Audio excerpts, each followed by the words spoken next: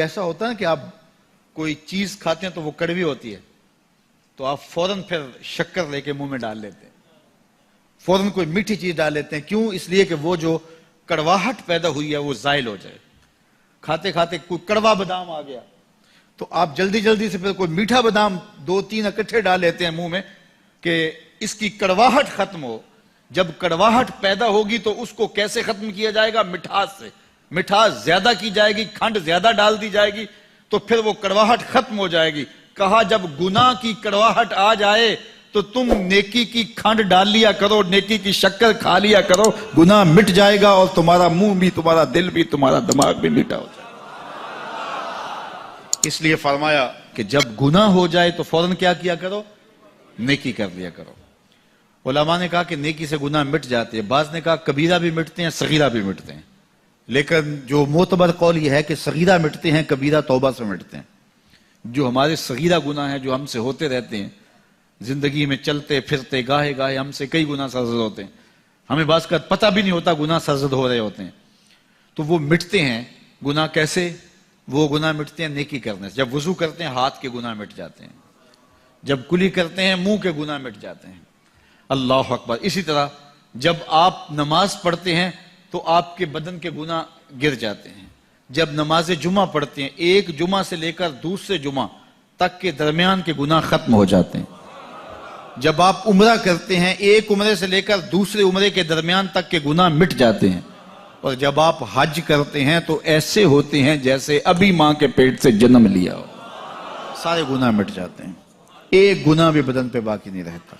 اللہ اکبر. فرمایا صحابہ کیا تمہارے گھر کے سامنے سے نہر گزرتی ہو اور تم اس نہر سے 5 وقت غسل کرتے ہو، تمہارے بدن پر کوئی میل کچیل رہے گا؟ عرض کی یا رسول اللہ کیسے رہ سکتا ہے؟ فرمایا یہی مثال 5 نمازوں کی. جب 5 نمازیں پڑھتے ہو بدن کے گناہ دھل جاتے ہیں. تو فرمایا جب گناہ کر بیٹھو تو نیکی کیا کرو، نیکی کرنے سے گناہ مٹ جاتے ہیں. ارشاد فرمایا جو اللہ سے ڈرے اللہ اس کے لیے راستے کھول دیتا ہے اور اللہ اس کو وہاں سے دیتا ہے جہاں سے اسے گمان بھی نہیں ہوتا. وَمَن يَتَوَكَّلْ عَلَى اللَّهِ فَهُوَ حَسْبُهُ. اور جو اللہ پر بھروسہ کرے اللہ اس کے لیے کافی ہو جاتا ہے، اس کی ضروریات کا وہ خود کفیل ہوتا ہے اور اس کے کام اس کے ذمہ کرم پہ ہوتے ہیں، کو ہو کے دیکھے اس کا. تو جو اللہ سے ڈرے اللہ اس کے لیے راستے بناتا ہے. حضرت عوف بن مالک رضی اللہ تعالی عنہ الاشجعی حضور کی خدمت میں حاضر ہوئے اور عرض گزار ہوئے کہ میرا بیٹا سالم مشرکین کی قید میں ہے اور میں فاقوں کی حالت میں ہوں. تو فرمایا آل محمد کے پاس ایک سیر جو ہیں بس، اس کے علاوہ ہمارے پاس بھی کھانے کے لیے دنیاوی اسباب نہیں ہیں. کہا صبر کرو اور اللہ سے ڈرو اور لا حول ولا قوت الا باللہ کثرت کے ساتھ پڑھو. یہ ایسا وظیفہ ہے، ایک حدیث پاک میں آتا ہے کہ یہ 99 بیماریوں کا علاج ہے. اس میں سب سے کم درجے کی بیماری ہم اور غم ہے. یہ دکھوں کا مداوع ہے، مشکلات کا علاج ہے، اور یہ وظیفہ میرے حضور نے بتایا. حضرت ابو ذر غفاری رضی اللہ تعالیٰ عنہ کو حضور نے 5 چیزیں بتائی تھیں. ان میں سے 5ویں چیز یہ تھی کہ ابو ذر کثرت کے ساتھ لا حول ولا قوت الا باللہ پڑھا کرو. فرمایا عرش الہی کے نیچے ایک خاص خزانہ ہے، یہ وظیفہ وہاں سے آیا ہے. یہ زندگی میں معمول بنا لو، جب پھنس جاؤ مشکلات میں آ جاؤ تو لا حول ولا قوت الا باللہ پڑھو، اللہ راستے کھولے گا. تو حضور نے 3 چیزیں فرمائی، اللہ سے ڈرو، صبر کرو اور کثرت کے ساتھ لا حول ولا قوت الا باللہ پڑھو. وہ فرماتے ہیں کہ میں یہ عمل شروع کیا، ابھی گھر میں بیٹھا ہی تھا کہ دروازے پہ دستک ہوئی تو میں اٹھا کہ دروازہ کھولوں دیکھوں کہ کون ہے. تو دروازہ کھولا، دیکھا میرا بیٹا کھڑا ہے اور اس کے پیچھے 100 اونٹ کھڑے ہیں. تو میں نے کہا کہ تم اور یہ اونٹ؟ کہا مجھے موقع لگ گیا، میں ان کی قید سے بھاگ آیا اور آتے آتے ان کے 100 اونٹ بھی ہانک لایا ہوں. وَيَرْزُقْهُ مِنْ حَيْثُ لَا يَحْتَسِبُ. وہ تمہیں وہاں سے رزق دے گا جہاں سے تمہیں گمان بھی نہیں. اس کے ہو کے تو دیکھو. اللہ اکبر. اللہ کے ہو جاؤ تو پھر وہ تمہاری ضرورتوں کا کفیل ہو جائے گا. فرمایا حضرت عبداللہ ابن مسعود رضی اللہ تعالیٰ عنہ نے کہ کسی شخص کو فقر و فاقہ آ جائے تو وہ لوگوں کو بتائے کہ میں آج کل بڑے مشکل حالات میں ہوں، ہر وقت لوگوں کو بتاتا رہے تو اس کی مشکل بڑھے گی، اس کی مشکلیں آسان نہیں ہوں گی اس طرح. اور اگر وہ اپنی اس مشکل کو کسی سے شیئر نہ کرے بلکہ مصلی بچھا کے اپنے رب سے کہے کہ مالک فقر و فاقہ آ گیا ہے اور اس کا علاج تیرے پاس ہے، اس مرض کا مداوع تیرے پاس ہے. تو حضرت عبداللہ ابن مسعود فرماتے ہیں کہ رسول کریم نے فرمایا جلد یا بدیر اللہ اس کو مالا مال فرما دے گا.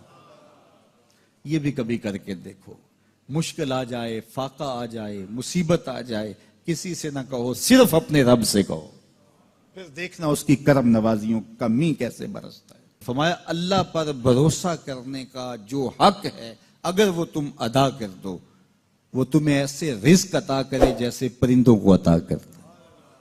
ہم تو دکان پہ جانا ہوتا ہے، فیکٹری میں جانا ہوتا ہے، ہم اپنے کاروبار پہ جانا ہوتا ہے، نوکری پہ جانا ہوتا ہے، مزدوری پہ جانا ہوتا ہے، ہمیں پتہ ہے کہاں آج صبح جانا ہے.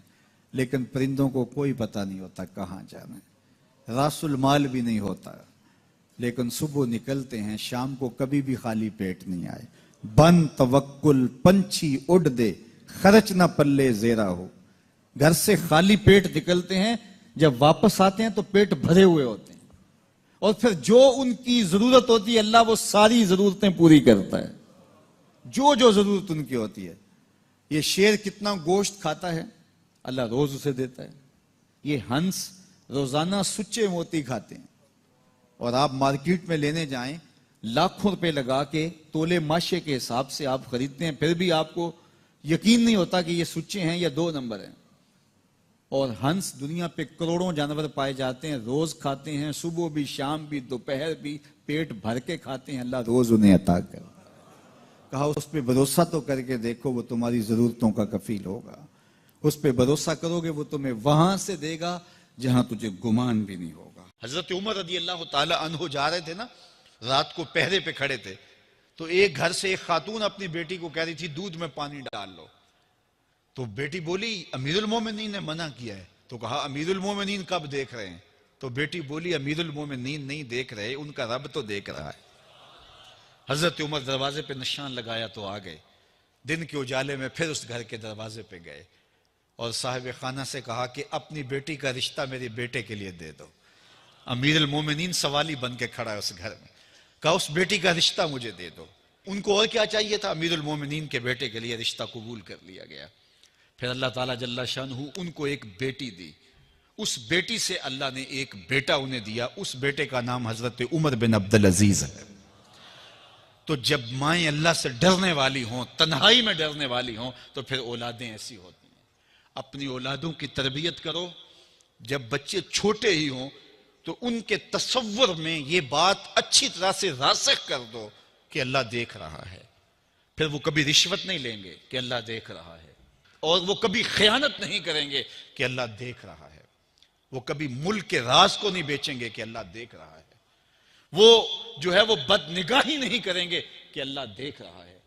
جہاں کوئی کیمرہ نہیں پہنچتا، جہاں سیکورٹی نہیں پہنچتی، جہاں کوئی ایجنسی نہیں پہنچتی، وہاں یہ عقیدہ پہنچتا ہے کہ میرا اللہ مجھے دیکھ رہا ہے. تو یقین کی یہ دولت زندگی کا نور ہے، زندگی کا جمال ہے، اور ماہ سیام میں اللہ تعالیٰ اس عقیدے کو روحوں میں اتار دیتا ہے اور باطن میں جذب کر دیتا ہے. تو اس کو اپنے اندر اچھی طرح سے ہم اتار کر کے اپنی زندگی میں چراغاں کر سکتے ہیں اور اندھیرے دور کر سکتے ہیں. یہ تیقن کہ میرا اللہ مجھے دیکھ رہا ہے، میں اپنے رب کی نگاہوں میں ہوں.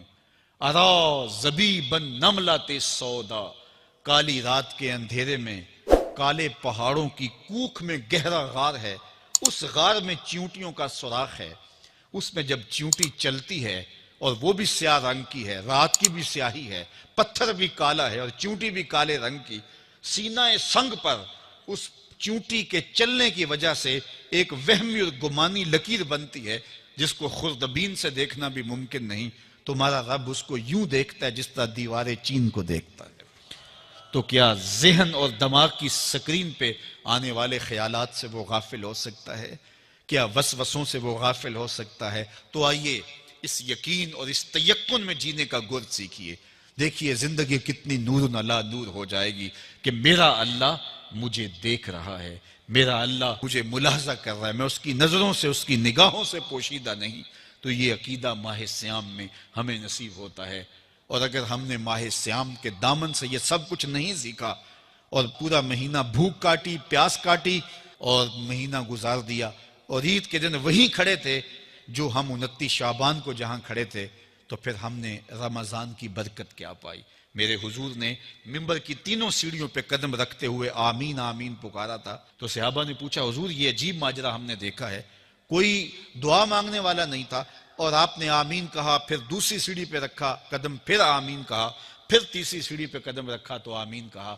فرمایا میں نے پہلی سیڑھی پہ قدم رکھا تو جبریل حاضر ہوئے اور انہوں نے کہا اس شخص کی ناک خاک آلود ہو جس نے ماہ سیام رمضان المبارک کو پایا اور اپنی بخشش نہ کروا سکا. تو میں نے اس پہ آمین کہا کہ ماہ سیام ملے، رحمتوں کی برکھا برستی ہو، جنت کے 8 دروازے کھلے ہو، جہنم کے در بند کر دیے گئے ہوں، ایک نفل کا ثواب فرض کے برابر ہو، فرض کا ثواب 70 فرضوں کے برابر ہو، رحمتوں کی برکھا ہو اور بندہ اپنی بخشش بھی نہ کرا سکے، تو کہا اس شخص کی ناک خاک آلود ہو. تو حضور نے اس پہ آمین کہا. تو اتنے پیارے موسم کو جو ضائع کر دے، ایسی حسین رت کو جو ضائع کر دے، اس کے لیے وعید بھی کتنی سخت ہے. کہا دوسری سیڑھی پہ قدم رکھا تو جبریل آئے اور کہا اس شخص کی ناک خاک آلود ہو جو والدین کو بڑھاپے میں پائے اور خدمت کر کے جنتی نہ ہو سکے. ممبر کی تیسری سیڑھی پہ قدم رکھا تو جبریل آئے، انہوں نے کہا اس شخص کی ناک خاک آلود ہو جس کے سامنے آپ کا ذکر کیا جائے اور وہ آپ پہ درود نہ پڑے. اللہ اکبر. رسول رحمت کا نام آئے تو درود و سلام پیش کرو، ان کا ذکر آئے تو تمہاری روحیں بھی درود پڑھیں، تمہاری زبانیں بھی درود پڑھیں. اللہم صلی علی سیدنا و مولانا محمد معدن الجود والکرم. ان کا ذکر روحوں کی غذا ہے، ان کا ذکر دل کا قرار ہے. تو ان کے تذکرے کی خوشبو سے اپنے ماحول کو معطر رکھو.